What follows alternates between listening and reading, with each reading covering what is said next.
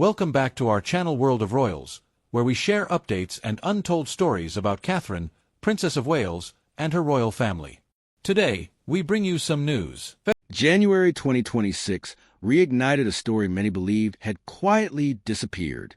Long-whispered photographs surged back into public view, showing Meghan Markle repeatedly alongside one man, Marcus Anderson.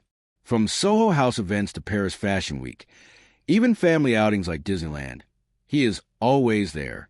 The gatekeeper to the world's most exclusive private clubs stands beside her at every turn.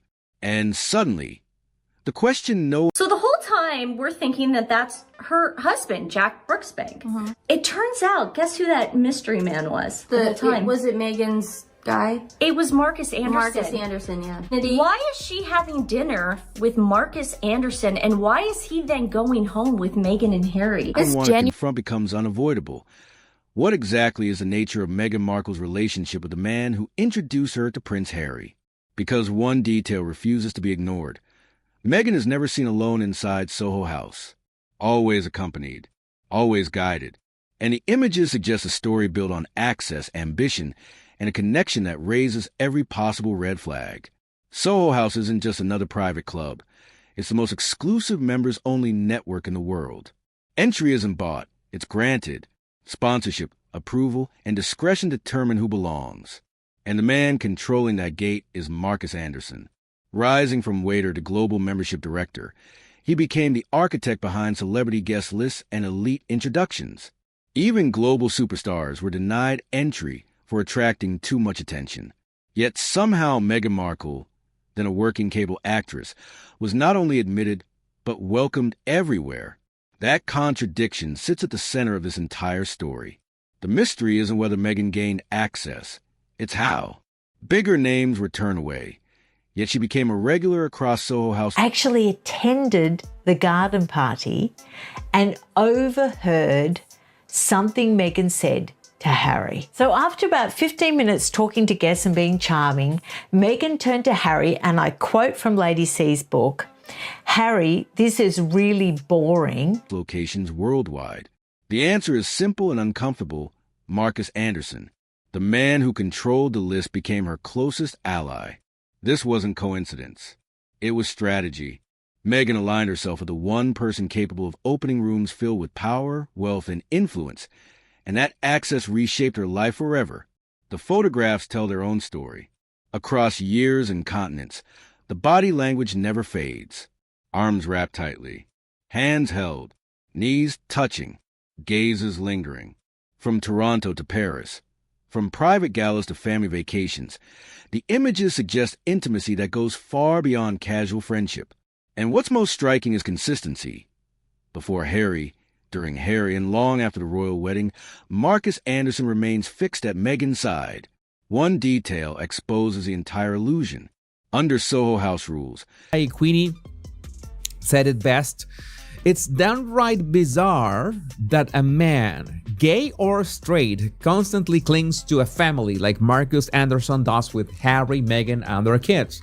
He is like a parasite, always lurking in their shadow." Guests must remain with their sponsoring member at all times. Meghan is never photographed alone inside. Not once. Which means she was a member. She was Marcus Anderson's guest every single time. Her access, her presence, her invitations were all tethered directly to him. Soho House isn't just a club. It's a network of machine engineered to connect ambition with power away from cameras. And Babington House, the secluded countryside retreat owned by Soho House's founder, played a critical role. Insiders say Marcus personally coordinated private meetings there, arranging logistics and ensuring secrecy. This wasn't friendly assistance. It was professional facilitation, precision networking at the highest level. Prince Harry didn't stumble into meeting Meghan Markle. He went directly to Marcus Anderson to make it happen. Marcus had the venues, the discretion, and the existing relationship with Meghan. The dynamic is telling. Marcus introduces them, then stays embedded in the relationship, arranging dates, locations, and access. He wasn't a bystander. He was the architect operating behind the scenes. Before Why Meghan Markle's best friend, who set her up with Prince Harry, has vanished. Whatever happened to Meghan's best friend Marcus Anderson? The tall, handsome Canadian was third wheel in the early days of her romance with Prince Harry, and he was front and center at their 2018 wedding. Soho House. Meghan was ambitious but unconnected. After Marcus Anderson, everything changed. Europe, elite parties, influential friendships, doors that shouldn't have opened did. Because Marcus's career is built on knowing who matters and making introductions. When Meghan entered his orbit, she entered a global network. This wasn't luck. It was positioning, and it worked flawlessly. The pattern is impossible to ignore. Actress becomes Soho House regular. Soho House regular meets Prince Harry. Marriage follows. Royal fame explodes. Years later, Marcus is still there, still present, still facilitating. That isn't friendship. That's infrastructure. A system that never shut down, even after Crown was secured.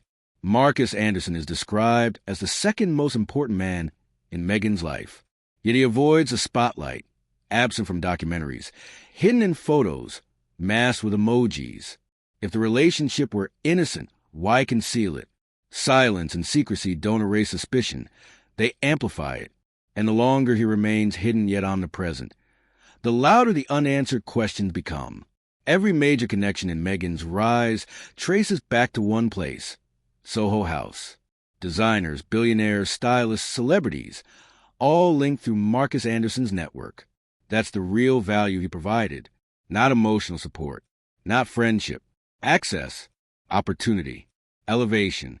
And people don't invest... To what now would seem to be a very reasonable position of not believing a word coming out of Meghan Markle's mouth about my royal family. Now, most people now agree with me about the veracity of what comes out of her mouth. But at the time, this was deemed so controversial that my company, rather than defending my right to free speech, the network said, you've either apologize for disbelieving her or you have to leave. That level of energy without expecting something in return. The viral photos matter because they prove one thing: the relationship never ended. Years after leaving royal life, Marcus remains constant. That consistency raises uncomfortable questions about loyalty, intent, and whether marrying to the royal family was a destination, or just one step in a longer strategy. When Meghan left royal life, she didn't leave behind Marcus Anderson. That alone reveals a priority. The Soho House network was always the real prize. Harry was the vehicle. And now in California, the same pattern continues. Introductions, access, influence, unchanged from a decade earlier. Soho House sells discretion. That's why those who know the truth remain silent. The founder protects the brand. Marcus protects the history. And Meghan protects the narrative. Because exposing what really happened inside those private rooms would collapse the illusion entirely. The only explanation that fits the evidence is power. Marcus Anderson knows everything, from the Toronto years to the strategic positioning that led to Prince Harry. He is the keeper of secrets, insurance, control, and that's why he remains close. Because letting him drift away would mean losing command of the story altogether. If this were simple friendship, it wouldn't require secrecy. It wouldn't demand hand-holding, constant presence, or hidden identities. The more the relationship is obscured, the more suspicious it becomes. The photographs don't lie, and they refuse to disappear. This partnership didn't just change Meghan's life. It continues to define it. The truth of what happened inside Soho House will likely never be spoken aloud.